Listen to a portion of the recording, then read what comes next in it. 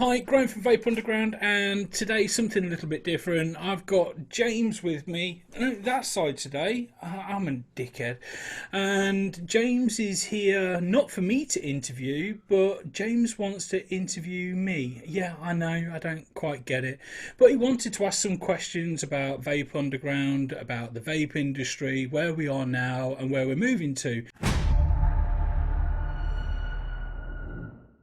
Hello, Graham. Welcome to the UK View podcast.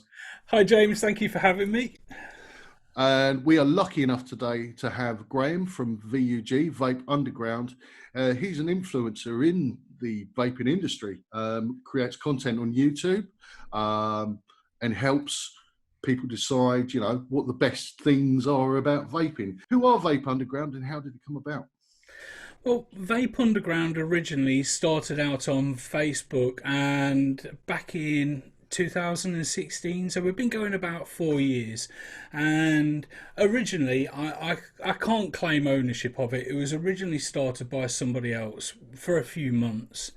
And I got involved with the group as a new vapor. I'd just quit smoking and I was quite into social media. I was quite into vaping at the time, and the two came together quite well. But the passion, the interest was purely to try and help people get away from cigarettes, get away from smoking. And what I wanted to do was to try and help build a group, a community on Facebook that would enable smokers or ex-smokers to get away from cigarettes and hopefully give them a better chance of a healthier lifestyle, and also to prevent them from getting things like cancer or other respiratory type illnesses. So that was the idea behind it. Obviously, it was just Facebook. I was just using Facebook at the time, and it was random things like putting pictures on there, making silly videos, talking to other people. But actually, I was helping other people by giving them advice and supporting them. So that's how the original journey started 4 or 5 years ago. And has been a fantastic journey. I remember picking up my first vape probably about 10 years ago. It was the old shisha pens. And then I was really excited when I got an ego twist with the twisty bottom where you could actually control, you Yeah, know. yeah. Hasten to add, for many years, I'd carried on smoking and vaping side by side. So although it kind of helped me to curb the amount I was smoking, and it wasn't until really the last year or so, I remember actually having a conversation with yourself about what I should pick up and what I shouldn't. And I started dripping, and there were other tags and mods that I picked up and used. How do you think that the technology developing over the last 5 years, for argument's sake, is actually helping people to stop smoking? I think going back to what you said with the shish pens and the original ego twists and things like that, the technology has come a long, long, long, long way, and it's a lot safer. More importantly, it's a lot safer, and but it's a lot more practical now for users. We've gone through a lot of different types of devices. So how does it help people? Well, it's a lot more convenient for smokers or people who've just quit smoking to be able to go and buy a device that actually gives them what they want from that vape product. Now, the Ego Twist products and the vape pens and the garage vape pens that you could buy, they kind of worked. They did it, I suppose, in a way, but they weren't effective. They weren't 100% effective. That doesn't mean, though, that the products that we use today, they're 100% effective. They're not. There still has to be an element of willpower. There's a lot more satisfaction gained from the devices that we have now, which keep people off the cigarettes and keep them on the vape products. I think we also have to look at the amount of choice we have as well, because it's been developed over the last 10 years. I think it is 10 to 15 years, but over the last 10 years we've now got so many different products on the market you can choose from. You're spoilt for choice, really. You can't say there isn't a product for you because there's so many to go out there and buy. You've just got to find the one that fits what you want, the type of vapor that you are or ex-smoker that you are, to what you need to get from it. Mm. And I'd agree with that. I mean, after my resistance to try a pod system, I was like, I'm a sub-ohm vapor. I like sub-ohm vaping. Don't like pod systems. Don't like the mouth to lung hit. Mm. Although I smoked, I recently picked up the UL Caliburn. Um, Fantastic, because I could have 12 milligrams of nicotine within that. Few pulls satisfied the need, and I think it's partly due to the way that it vapes. But then I could go on to my Deb Rabbit 2, Yeah. and I could drip and sub. I mean, you get a different experience, but you get the satisfaction of being able to taste Mm. what you're vaping, which is really good. Um, I think we've seen over the last couple of years a flood of pods into the market, and that's what you're talking about. The Caliburn is a type of pod, and pods are very quick and simple devices for any smokers watching this. And the convenience of a pod for a smoker is something that I don't like using this phrase, but it's pocket friendly. It's something that they can carry around with them, something they don't have to think about, and something that they can use. And that's how we've now seen the market develop. It's not always big and chunky and hefty and beefy. Sometimes it's quite small and dainty, but still gives that punch for what a smoker wants to get from it. And that's what you've been using, I suppose, really, to get that hit, to get that kick, and kind of get you off the cigarettes or keep you away from the cigarettes. that's right. Okay, so let's take a look a look at the vaping community in general. I mean, there is a lot of YouTubers out there. There are a lot of different groups. There's some really prominent YouTubers all around the world. I'm not going to mention any names. There are a few that I've followed. How did Vape Underground manage to stand out from such humble beginnings on social media? Yeah, I think this is a really hard question to answer because I don't think I actually have stood out yet, and I don't ever think I will. It sounds really bad from my point of view because, like you've just said it yourself, there's so many people out there who are YouTubers or wannabe YouTubers or up and coming YouTubers and people with a camera who can upload to YouTube, and they do this, and you see people come and go, and they'll upload a few reviews or they'll do a juice review, and you see this all the time. But there are a lot of established YouTubers. There's some really big names and big advocates out there. And will I ever aspire to be something like them? I would love to be, but I know I won't be. They're well established names. What makes me stand out from them? I'd like to think though that my approach is slightly different. I'd like to think that my humour level, and I'm trying not to make you laugh again, but my humour level, my approach to my editing of the videos, my approach to the review style, my low, dark, depressing humour, I think it actually works quite well because I don't think people always expect you to have a cheery attitude when you do a review. I think it's all teeth and smiles is a little bit fake sometimes. I think they want to see the real people. They want to see you as you are. And that's what they get with me. They get me. This is me. This is me. And I do have humour. I do like a laugh and a joke, as you know. And sometimes it's a little bit dark and sinister, but that's just me. That's just my behaviours, you know. If people like what they see from my reviews, then brilliant. If it doesn't get me more subscribers or more views, I don't care. As long as I'm providing satisfaction to the people that do watch, as long as I'm getting the information out there about the products or my opinion about the products to those people, that's what matters. If I don't get another subscriber ever again, but the people that watch are happy with the content, then I'm happy with the content. That's what matters. I'm not after fame, I'm not after glory, I'm just about providing information for a community, for people, and hopefully to try and enjoy what I do. Now, we've talked about this before. I'd like to say, I don't know if I'm an entrepreneur, an influencer, an advocate. I don't see myself that way entirely. I see myself as a creator. I make videos, and that's because I like to play around with cameras. I like to play around with photography, and the two kind of come together quite well. So being a vapor, making videos, I put the two together and I make something from it. If people enjoy that, brilliant. And I think the important thing here there is that your videos are informative. I mean, I know you're incredibly knowledgeable when it comes to vaping, building RTAs, RDAs, wrapping batteries, and taking care of mech mods and things like that. So, and I know personally that there are people who go to you and say, "Hey, I don't understand this, or I want to learn this," and I mean that. I know I can trust what you're saying. I can also trust what you're saying about products, because I do find your reviews very good, and you I mean, you often find in the industry that kind of people who do reviews are full of bluster, or they've got gimmicks about their statements that they make every video they make. But there's very little depth behind the products that they're actually reviewing. It's more like, hey, this looks like a great mod, you know.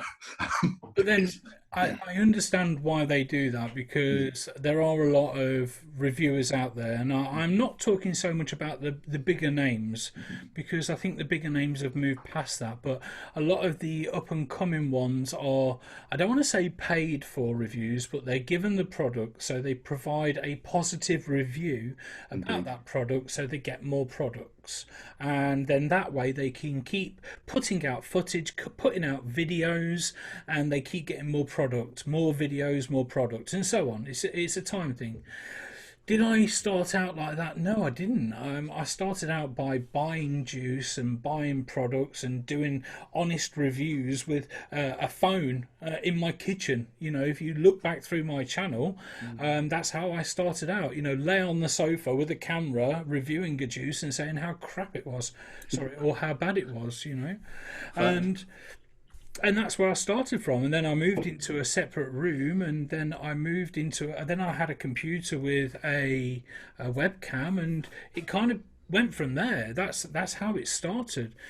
Did it matter about how much product I was getting? No, not entirely. It was nice when I was getting free product or product to promote, but if that product that I was promoting was not very good, or I didn't enjoy it, I still to this day say that I don't enjoy it, and I say it honestly to the people.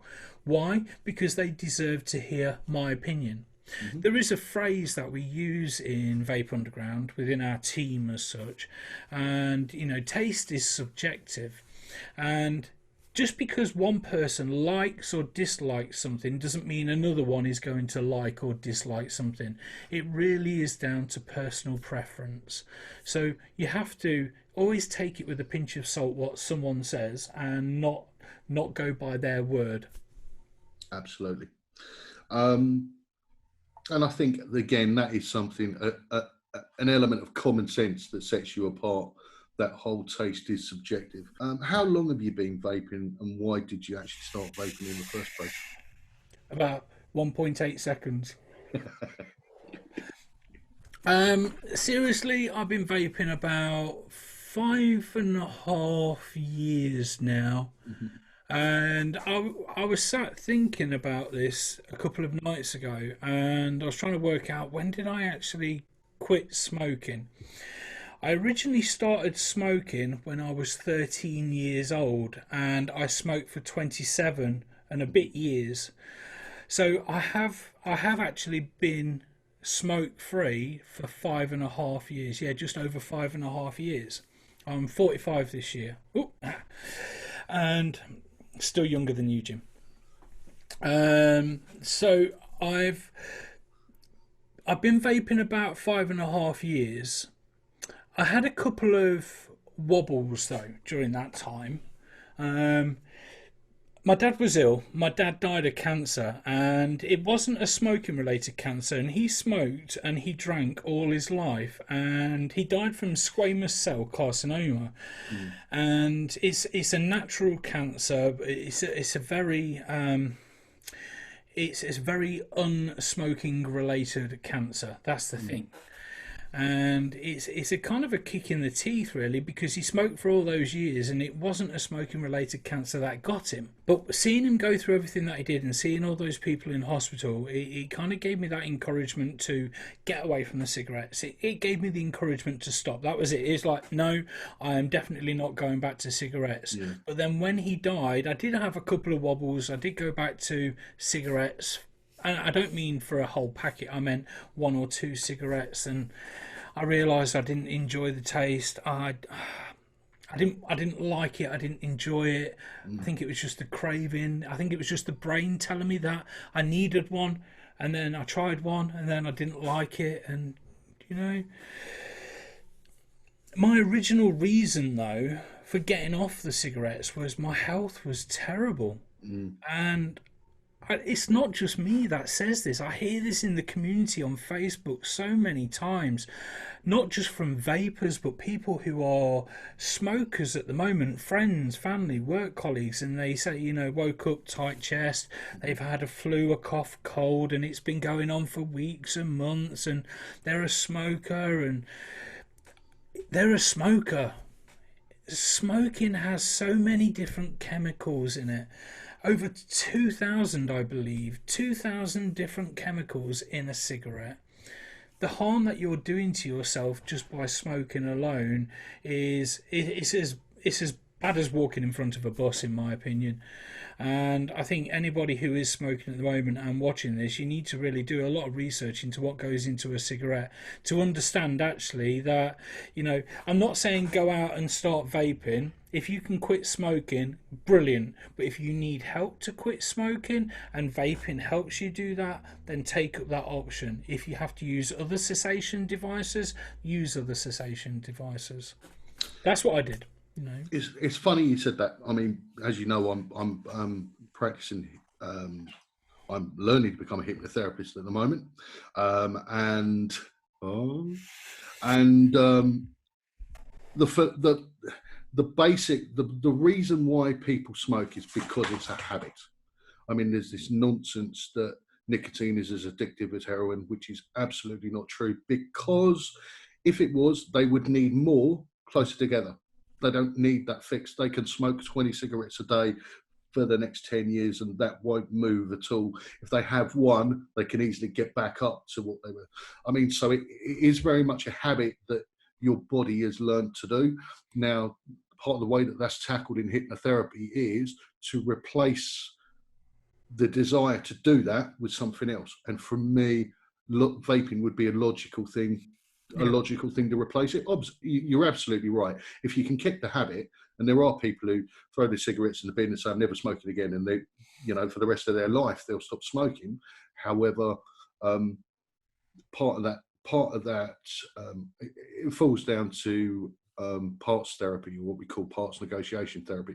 You try to negotiate with that part of you that wants to smoke to switch its focus to something else, something more healthy or something more productive. Um, so just I chuck that in. I originally, because I've smoked for 27 years. I didn't just smoke and then that was it. I Mm, did try and pack up using different methods mhm, leading up to vaping. mm, I did try vaping as well as one of the methods, using the pens, and it mhm, didn't work. One of the throwaway things that you get, mhm. the fake cigarette things that you get from a Yeah. garage, they didn't work either. I tried patches. Patches brought me out in a rash. I Mhm, tried the gums. Gums give me heartburn, and as because we know each other, James. yeah. You've seen Yeah. me out and Yeah. about.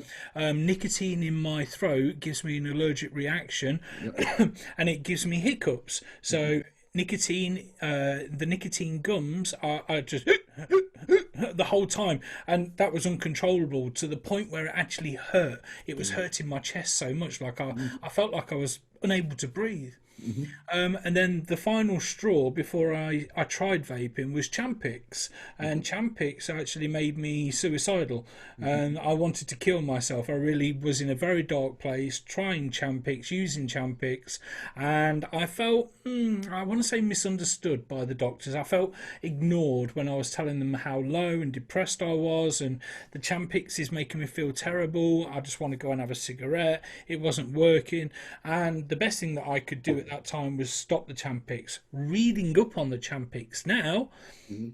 it does make people very, very depressed, and it Yeah. can give you some very miserable thoughts about yourself and your life. I was one of them. I am a very moody, miserable person most of the time anyway. That's just me. It's the life I like to lead. I dress in black every day of the year because that's just me. But then when I tried vaping, the 5.5 years ago, I found what actually helped me to move away. And this goes back to the original question. You know, vaping didn't work first time. Why didn't it work first time? Because it was just a menthol ego twist thing, and I didn't like it. Yeah. And what I ended up with was like a peanut cereal flavour. Hmm. And why? It was just a flavour I was offered. It was called Multicam Crunch, I think it was. Hmm. And it was like a peanut cereal, a nutty cereal flavour. And I loved it. I kept going back for more. Then I ended up trying a different flavour, and it was a banana flavour. Now I love bananas, I love strawberries, and all those kind of things. And I just kind of got hooked on flavours. And then I got hooked on devices, and then I got hooked on flavours. And, you know, it got a bit of interest going. Mm. It's finding what works for you. Very much so. It is funny you talk about the flavours and stuff there. I mean, you hear of people who are going through smoking cessation will go for things like chocolate, which of course, you know, happy hormones to the brain and all that kind of business. I'm wondering if it would be interesting to see if one day they tested that, to see if there was any correlation between those vaping e-juices having the same kind of, like, you know, effect on the brain and stuff. So I wonder then if they should be able to try and produce a sex flavour. If they could Yes. produce a sex flavour, I'd be hooked, you know. Okay, But, moving. but my breath is going to taste of. Would you like to try my blue waffle? Here's some street cheddar. Oh, God. Kippers? Oh, God. Oh, no. Cut. Okay, so moving on. I mean, there's been a lot of bad press towards vaping around the world, and the argument has been raised that it attracts kids to be hooked on vaping. I mean, these lung injuries and stuff that I had in the United States and various other places. I mean, what is your experience of all this? This is a really. It's a very topical question. It's a very hard answer to give because I think anybody you speak to is either going to get lynched or backed by people. There's a big division between a lot of people over this one, and I think the bad press or the stigma that comes from this is, I think it's the media. Now, this is my personal opinion. I'm not a big fan of the media. When I say media, I'm talking about not the Facebooks, we're talking about the Sun, the Mirror, the newspapers, you know, those kind of places. And I don't, I'm not calling them out individually because they're all as bad as each other, but I think a lot of media networks grab a story, twist it, turn it, shove it back into people's faces and make it sound 10 times worse, 100 times worse, 1,000 times worse, just for a bit of publicity. And they don't actually give people the truth. And that's the problem. Is there any element of truth in kids in vaping? Then we have to look at studies, and there are studies out there. Now, the studies are American, so I take that with an even bigger pinch of salt because a lot of them are usually funded by the government, and that means that they may actually be in their favour. I believe that with children, with kids, and I want to say young adults, there is proof that there is interest in vaping. But it's been proved that there is no more interest in vaping than there is in smoking. They have proved that smoking rates are down and vaping rates are up, but they're up less than smoking. Smoking is still higher than vaping.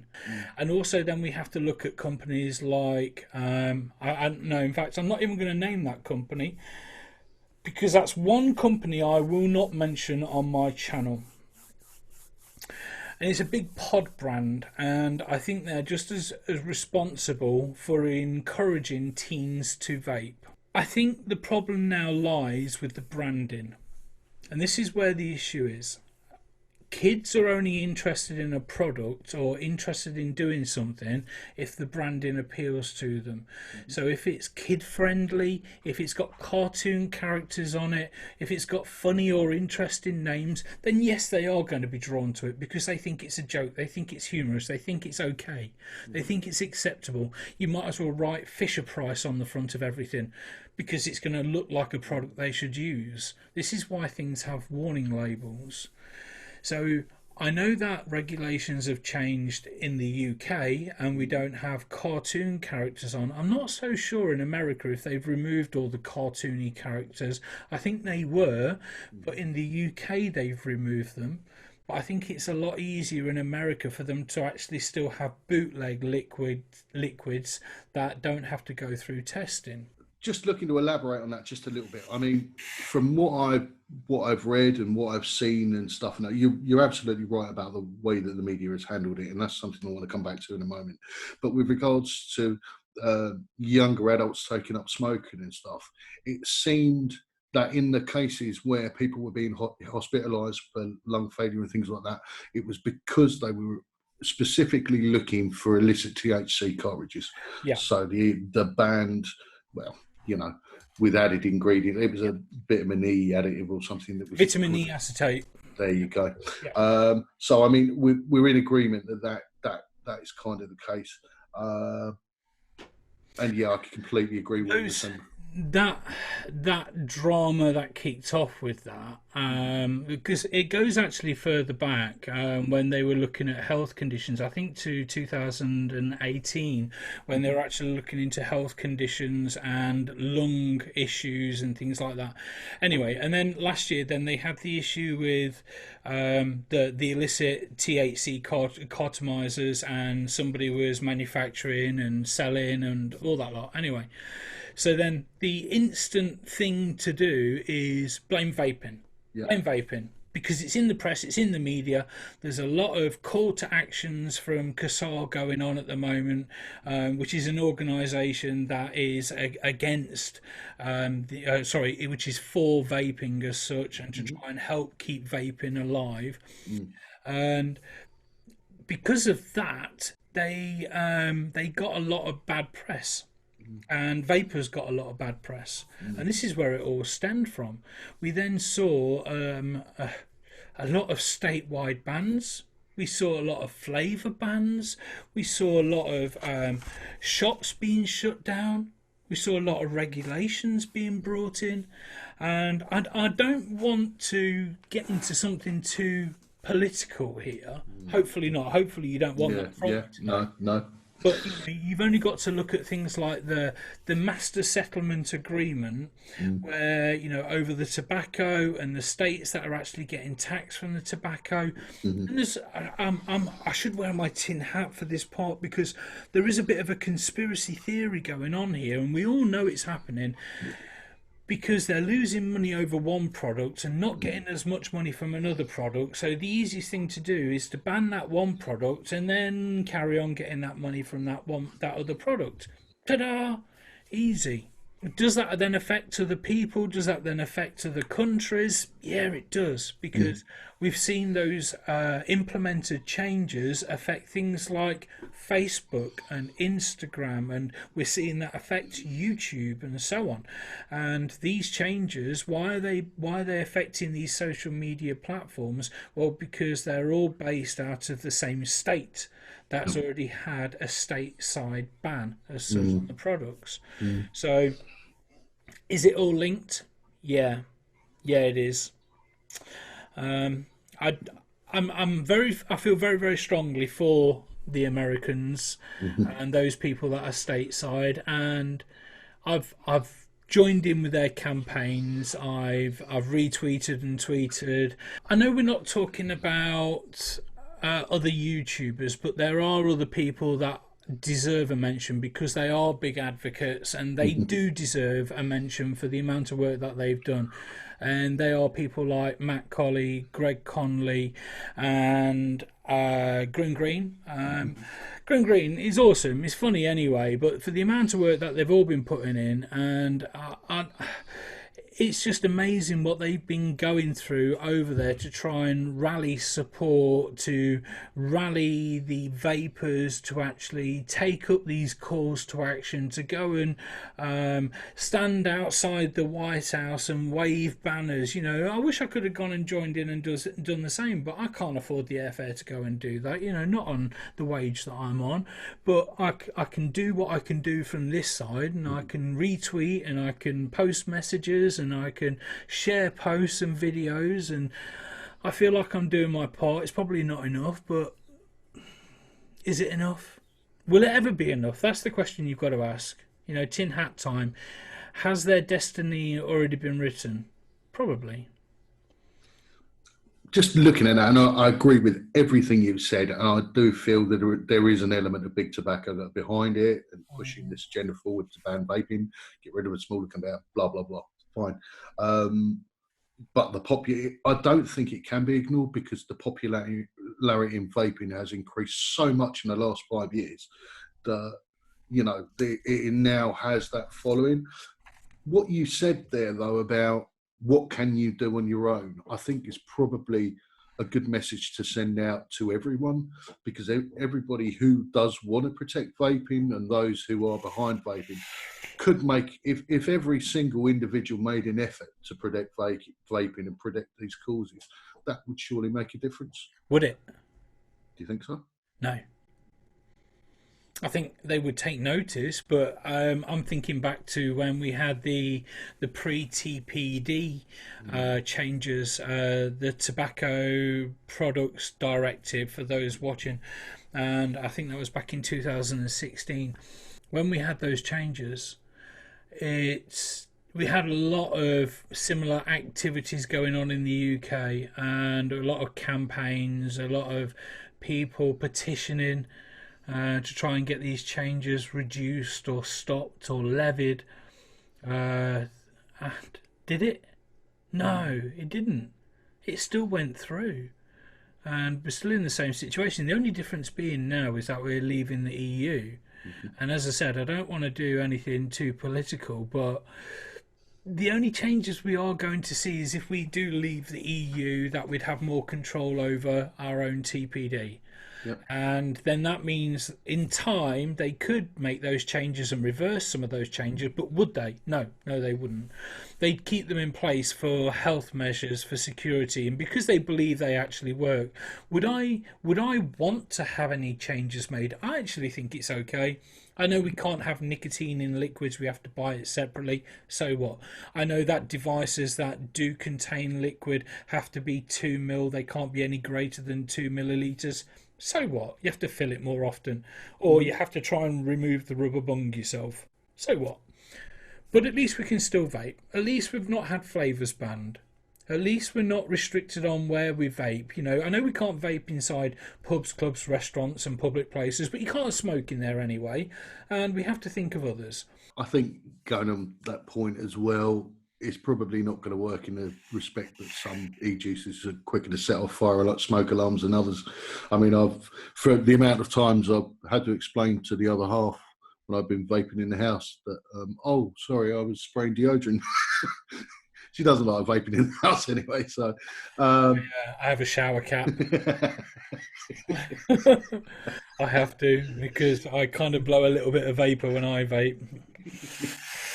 But speaking there about, I mean, obviously, us leaving the EU, like with many other things, would be an opportunity for us to revisit TPD, perhaps, seeing as our country seems to be more accepting of vaping. I mean, the NHS is probably one of the only medical people around the world that advocates vaping or have advocated vaping as a form of smoking cessation, which is a positive thing. And for anybody, regardless of whether the science backs it, for anybody who has given up smoking through vaping, can really feel the difference and the benefits of what it's done. That says a lot, though, doesn't it? Mm, The NHS, what kind of regard or what kind of publicity does the NHS get? Forget about what we're going through at the moment worldwide, but mhm, the NHS has such an amazing reputation. mhm, And then we've got people like Public Health England mhm, and Royal College of Physicians mhm, who are or did a study mhm, based on vaping and say it's not risk free. It's mhm, not risk free. It's 95, 97% safer than smoking, all right? mhm, I'll take that as better than smoking. That's what I hear. It's better than smoking, all right? But then you've now got the NHS and some hospitals, quite a few actually, some hospitals that are allowing vape shops in hospitals. Allowing vape shops in hospitals. Not tobacconists, not cigarettes, vape shops. mhm, Why? Because they know that they've got people that smoke or need a nicotine fix, that vape that need a nicotine fix, and they know that vaping is safer than smoking. mhm, Whether it be because matches and a lighter can set fire to oxygen tubes, it could be just for that reason. It could mhm. just be that. But it's still vaping. It's still vaping that is safer than smoking. That says a lot. And do you think over a long enough timeline, say for example, if that philosophy was to continue and there were clear benefits that vaping had over smoking over a long period of time, do you think we'd then potentially look to set a standard around the rest of the world? So, it's really hard to answer. I think some countries might look to us. They might have a high regard for our NHS and our health organisation already, Mm, but I don't think they would ever fully allow it. mm, I think you've got some countries that are already putting in full bans. mm, Forget about America. There are other countries that are putting in full bans as it is, not just on the flavors but on vaping. mm, And I think it's easier sometimes for a government, for a nation, to ban than it is to allow restrictions mm, because they know that people can take advantage and abuse. And that's where the problem can then lie is that people think, give them an inch and take a mile. mm, And the same with vapors. If you give them an inch, they can end up taking a mile. And it's about being responsible. And that's one of my taglines for my group is vape responsibly. mm, And I say that quite often because we have to be responsible. We have to be responsible vapors. We have to be responsible people mm, because it's not just to ourselves but to those around us, and it also affects those other vapors around us, those other vapors in the country. mm. And that's what we're now seeing. That's why we see the restrictions put in place because you get one person who ruins it for the rest of us, and it only takes one person. It only Mm. takes one person to die before the press get hold of it.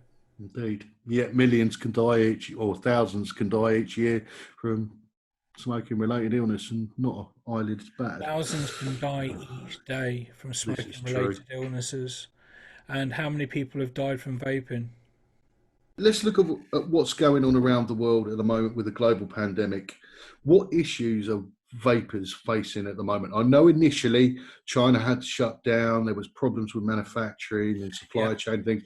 Has that been resolved now, or are there still issues? Yes and no, because I do get products from China Mm, and products for review, products that I've brought, and there was a period where China went into lockdown at Christmas. I do a lot of elaborating with my hand. This is like the start of the journey. This is the end of the journey, isn't it? So, China went into a lockdown just after Christmas, at Christmas, mhm, and everything stopped to happen. The people that I talked to over in China, they were saying, "Look, we've had to leave we've left our district. We're not able to return to work. Nothing is coming out. Nothing is happening." And it was a very, very long time before we started to see products move. It was up mm, until about March, I believe. Some of them started to ship a little bit earlier, but they were from their warehouses that were able to start working. But most of them were from March, April onwards. mm, And because Not just distribution, manufacturing. Because manufacturing stopped, distribution stopped because they had nothing to replenish. So they didn't start distributing until they started manufacturing again to get the stocks back into the warehouse as such. Because there was a lot of new products coming out, which they always do about this time of year, February, March, ready for release around April, May. Hmm. It's a typical time because we have a lot of expos or exhibitions at this time of year. We saw a decline of products coming into the UK. And then we saw a decline of products getting through customs when they did start. You know, there was a delay with Royal Mail, DHL, FedEx, UPS. All the others were slowed down because of limited staff, the amount of parcels that were coming through and being checked. There was days where I didn't get anything, and then I would receive several parcels all in one day from several different suppliers. And it's like, wow, you know, this is crazy. You know, my shelves are full at the moment. It's there's a big backlog. How did that then affect the market? I suppose is the next logical question. You know, not just myself, but everyday vapor. Well, shops obviously shut, and that's a big problem.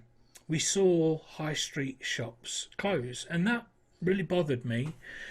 I know that a lot of people can go online and shop, and we've talked about online shopping before. It's so easy, so convenient. You know, you pick up your phone. I give you the name of a website and you go to it and there's the juice and you buy it and you pay for it through your phone as well, and it's sent through to your door and you can never have to leave your house. It's perfect for a pandemic and a lockdown. What about those people that don't use online shopping? Those people that don't use online or e-pay functions like PayPal or whatever, or e-commerce functions, those people struggle. Those people rely on brick and mortar stores. Those people rely on going into a shop and saying, excuse me, I'm a smoker, I'm trying to quit, can you advise me on what to buy, please? I think now, though, we've gone through lockdown as such and we are easing restrictions, and where we're at the moment, I think we haven't seen vape shops open. We are still seeing those shut because they are classed as a retail outlet. They're not an essential business, which I disagree with, but they're not an essential business and they will remain shut for a few more weeks until we see more of a decline or a reduction in the R rating. And at this stage, they are still suffering. I have friends who own shops and they're going in and they're doing online sales, but that still doesn't account for the people that can't use the shops or can't use online commerce. One day, hopefully soon, they'll be able to let people back in, you know, but then they've got this over-the-counter restriction and handling of money and handing money to and from that person. So there's still an issue. It's a problem. Do you see there being a reduction in bricks and mortar stores as a result of this? Yeah, Not being able to trade for a I certain amount of see. time? I see a lot of them having to close. We're not doing the political bit.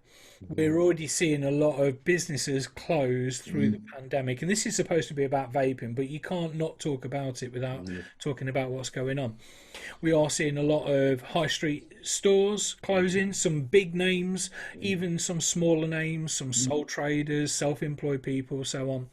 And they're having to close their business down. You know, they may have only just started or they may have been going for 20, 30 years plus, but they're having to close. You know, we are entering into the worst recession in near enough 50 years. And that's a problem. So brick and mortar stores, will they be able to survive this? The vape stores? No, probably not. Not all of them.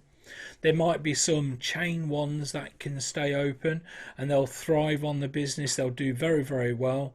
But the smaller ones, the individual ones, I feel for them. I just hope that people like myself and groups like myself can help them be promoted more to the communities, and that is partly what I do. Is I promote these brick and mortars, I promote these individuals, I promote these products, I get them out into people's faces, I show them online to people, and hopefully generate a bit of interest, and that's where people then go out and buy them. But if they're not seeing the products, if they're not putting their name out there, then they're not going to see them. So, on that note, I would probably win that argument from earlier on. One man can make a difference. He can. He can make a difference, yes. But I have a team. So I'm still not one man. And you know what? This interview is about me, but it's not. Mm, I am not just Vape Underground. I have a bunch of guys and a very good partner, mhm. Mrs. Fiance, lady, woman. She's female. I just and behind me they are my driving force, and they know that, they know it, and they are sometimes my sanity, they are sometimes my brick and mortar, sometimes they are my energy to get up and keep doing this. There are times where I say I don't want to continue doing this, it's a lot of work. My days are 18-hour days, between working a full-time job and then doing this as well, and then getting up and starting it all over, and before you know it, 1 week becomes 1 month and so on. But these guys that I work with, I don't manage them. I don't own them. They're just friends, Yeah. and they're my driving force. They're what keep me going. They're what inspire me to try harder, to try more, to inspire to try more. And without them, I'm not one man. I'm several men and my lady. And a big shout out there to the Vape Underground team. Yeah. I know we talked a little bit about products and uses of giving up smoking. It would probably be a little bit difficult to say what the best device is out there to quit smoking. But what would your pointers be for those people who are looking to give up smoking? There is no best device. Quite simply. Now, this is a really hard question to answer because everybody is different. Taste is subjective, flavor is subjective. Taste is subjective, but flavor is imperative, I think. Maybe. But it's down to the individual. What might work for one person isn't necessarily going to work for everybody else. Patches didn't work for me, gums didn't work for me, Champix didn't work for me. You've got to go through a bit of a trial and error here now. This is where brick and mortars do actually work really well. If you were just quitting smoking today and you said, right, do you know what? I'm going to quit smoking. I'm going to go online. I'm going to type in vape products and I'm going to find something to quit smoking. You're going to buy something that doesn't work for you. Guaranteed. It won't work. It won't work. There might be a cat in hell's chance that you might enjoy it for a little while, but you probably get the wrong liquid or the wrong nicotine strength or the wrong batteries, or it might be too hot, too cold, wrong coils, whatever. There's so many variables that go with it, and this is where it can all sound confusing. This is where vape shops, this is where vape groups on Facebook, this is where YouTube reviewers come in handy to inform you about the best product that would suit you, hopefully. It doesn't mean it's going to work for you. You do have to go and try it. You have to find what works for you. My advice then would be, if you're an ex-smoker, you're a smoker trying to quit, you need to start out with something that is cheap and cheerful and easy to use. No buttons, no gadgets, no numbers, something that you fill up with liquid, you recharge and you suck on, and that's it. Something like the Caliburn pod. Something like one of the Smock alike pods, something like an Aegis pod, something that is quite simple. It's a matter of just squeezing your juice in, charging it up, and then sticking it in your mouth. That's it, done. That's all you want to do. You don't have to put too much effort into it. Any more effort than that, it becomes complicated, and I find a lot of smokers feel it's too complex, whereas what they had to do before was take a cigarette out of the packet, stick it in the mouth and light it. Same with the vape device. You want to take it out, turn it on, put it in your mouth and suck on it. Ta-da. That's the best way. After that, if you're going to move forward, that's where the interest would then grow, and you start to think, actually, I want to blow some big, thick, chunky clouds. Actually, I want to have something that's got nice little flashy lights on the side of it. I want something that's going to, I don't know, go whiz, bang, pop, crack. You know, you start to understand what you like, or you start to see what other people have got. Me personally, I like flavour and I like clouds. So what I'm doing is I'm always looking for something that's quite hot, thick and warm and dense. It usually means that the devices I carry are big, thick, fat, meaty devices. It's just the downfall of what I want. But I still use small devices if I need to. And I think that's part of the fanfare of, of vaping, and the fact that you try different products and you can get involved. Once you've done that initial bit, you can build RDAs and you can start dripping like I've just done and enjoy that whole experience. But you're going to get a different experience when you pick up something like a Falcon tank, which still has very, very good flavour. Yeah. But it's a slightly different experience. I see a lot of vapors, new vapors, go on to or start with a sub-ohm tank, and that basically means that they've got a tanker that holds the liquid and it's got coils that go inside it. You push them in or screw them in and it goes on top of a separate mod. But that means then you've either got batteries or a big chunky device that you've got to charge up and whatever. That can even be too complex for a vapor. So I think having that pod makes it simple at the start. It's a good first step. If the original question is vaping a good way to quit smoking? Yes, it's not the only way. I know that a lot of people quit smoking through other methods, other means. I know people have quit through cold turkey and not had to use a device. They've done it through willpower. Good on them. Everybody's different. Does vaping work for everybody? No. Some people can't vape. They're not PG tolerant. So what happens is that they have an allergic reaction to one of the liquids in the vape juice and they can't stomach it. Doesn't mean that they can't use it. They have to just use a different combination of juices. Everyone is different. Everyone is different. Some more so than others.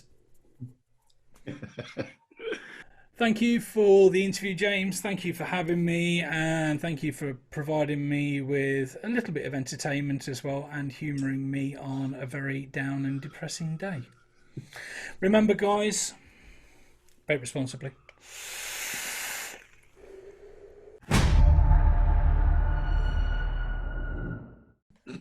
I've started. Let's get my fix. All right, you carry on. Just I'm nervous about it. Have we got to have a microphone in view, have we? No, we don't. I'm trying to get it out, but I need it close enough to speak into. Okay, is this close enough? I'm gonna take my horse to the old town road. I'm gonna ride till I can no more. However, with everybody I've spoken to so far, is the favourite safe word, or the bridging word. So I've tried to find answers for what you've given to me. Mm-hmm. I've also then looked and said, this guy is a bit of a psychologist and why is he asking me these kind of questions? And then I had a bit of a brain fart and I lay on the sofa. I was going to lie here naked for the video and I thought, should I just lie here, you know? Vaping. I know how to soften a crowd up. I just show my naked body.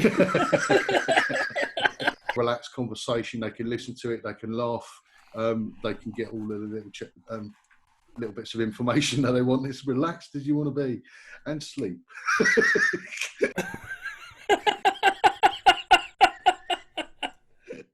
Take my horse to the old town road. I'm gonna ride till I can no more.